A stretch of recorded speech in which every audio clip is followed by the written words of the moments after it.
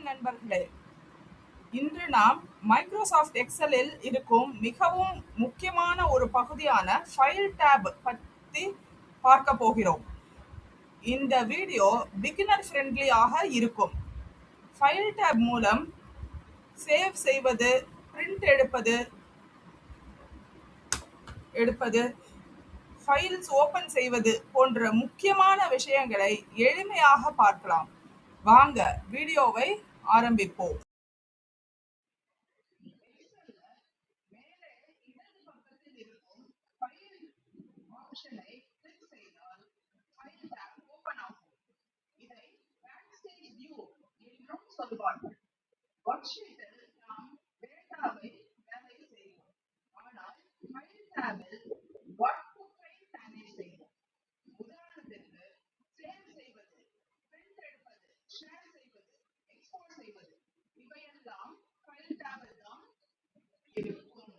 File tab open செய்ய இரண்டு வழிகள் இருக்கின்றன.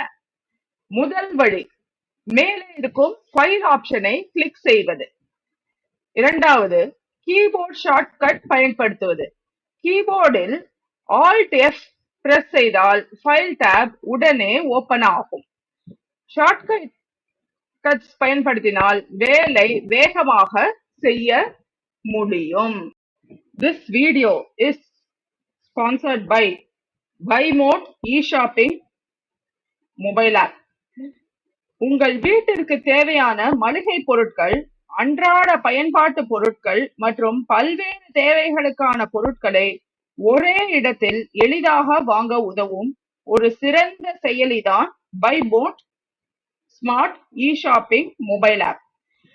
பல பொருட்கள் சலுகை விலையிலும் கவர்ச்சிகரமான ஆஃபர்ஸ்களுடனும் கிடைப்பதால் உங்கள் செலவுகளை குறைக்க உதவுகிறது.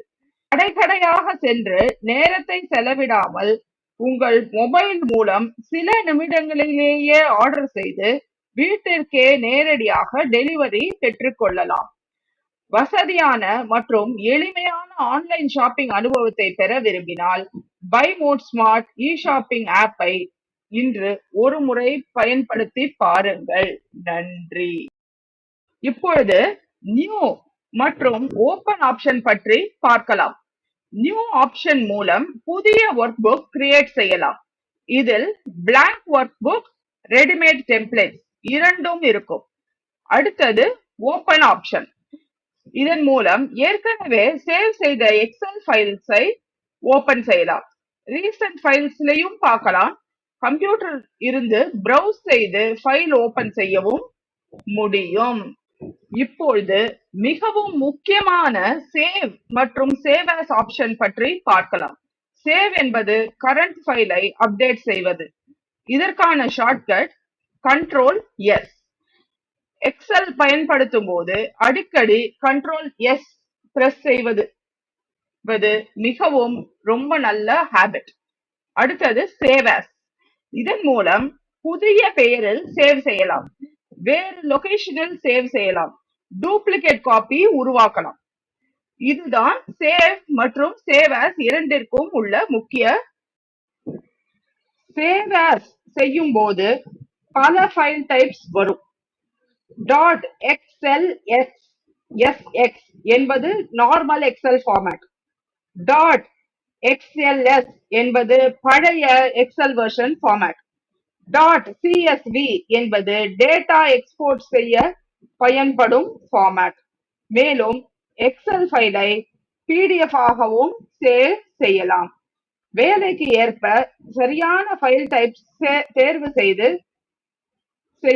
மிகவும் முக்கியம். அடுத்தது பிரிண்ட் ஆப்ஷன். இதற்கான ஷார்ட்கட் கண்ட்ரோல் P. இந்த பகுதியில் பிரிண்ட் பிரிவ்யூ பார்க்கலாம். பிரிண்டர் செலக்ட் செய்யலாம். காப்பீஸ் எண்ணிக்கை தேர்வு செய்யலாம். மேலும் போர்ட்ரைட் மற்றும் லேண்ட்ஸ்கேப் ஓரியன்டேஷன் ஐ சேஞ்ச் செய்யலாம்.